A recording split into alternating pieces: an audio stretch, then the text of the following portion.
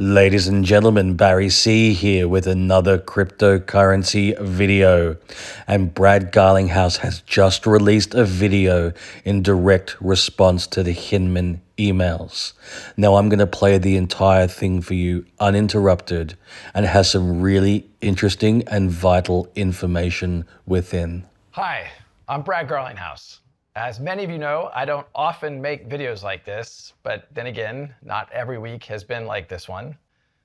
A few days ago, after 2 years, 7 court orders, and over $100 million in legal bills, the Hinman speech documents, including internal SEC emails and comments leading up to this now infamous 2018 speech, they've finally been unsealed.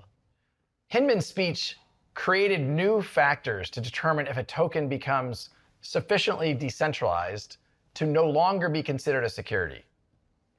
At best, these documents show that senior officials at the SEC couldn't agree on the law and told Bill Hinman directly he would confuse the public even more about the rules for crypto. At worst, they show that Hinman deliberately ignored the law, and he tried to create new laws, something only Congress can do. And while he was a public servant, Hinman received millions of dollars of payments from his law firm, which was part of an alliance with others that had a vested interest in this speech. This speech isn't about any one token or any one blockchain. This is about showing the extent to which the SEC has relentlessly pursued enforcement actions against crypto players while professing fake open arms and calls to come in and register, all the while lying about their so-called guidance. As some of you may know, Ripple spent years proactively engaging with the SEC. I personally met with Jay Clayton and Bill Hinman, with no lawyer present. Why would I need a lawyer if we were all coming together in good faith? We answered every question they had, and not once did they suggest to me that XRP was a security. We were fully transparent, not knowing they would then use this information against us. The SEC hit us with a surprise Wells notice saying they were considering suing us for breaking securities laws and still refused to provide specifics. To those that have recently been hit with their own Wells notices and lawsuits, this likely sounds all too familiar. When the lawsuit did drop against us, days before Christmas, a very Grinch-like touch, they made it personal. They sued Chris Larson and they sued myself, alleging we should have known all along that XRP was a security. You can now see plain as day, they couldn't even agree amongst themselves. And to me, it still seems like they can't. What we saw play out in our case is exactly what's still happening. The SEC is looking to kill crypto innovation in the United States, and its current chair, an unelected bureaucrat I might add, is weaponizing the lack of regulatory clarity to exert jurisdiction over the entire crypto space.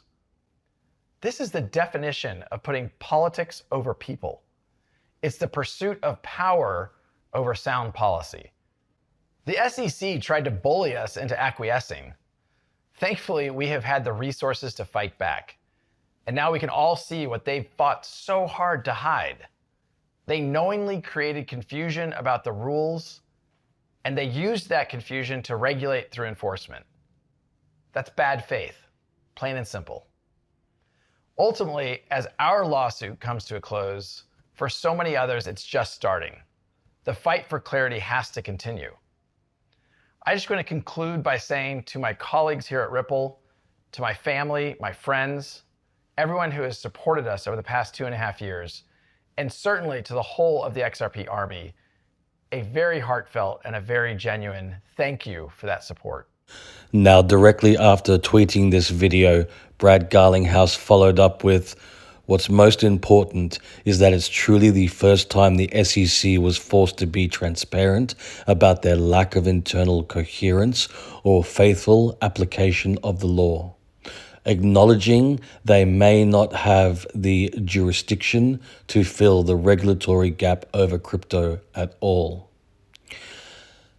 They have preached and demanded transparency from those they regulate, but fight tooth and nail when held to the same standards.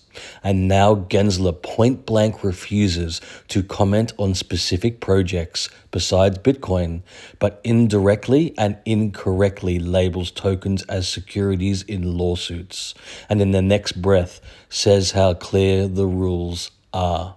It is encouraging to see Brad Garlinghouse addressing the XRP community and the crypto community, and that he shares a lot of our same sentiments, that the SEC has conducted itself in a hypocritical and extremely convoluted and shameful way. And ladies and gents, I am also encouraged by Ripple and Brad Garlinghouse standing up to the bullying ways of the SEC, fighting for competence and clarity. Ladies and gents, the moment you've all been waiting for, the Barry C. dad joke. I was in a good mood until I started petting a duckling in the park, and then I started feeling a little down. If you have enjoyed this video, please like and subscribe.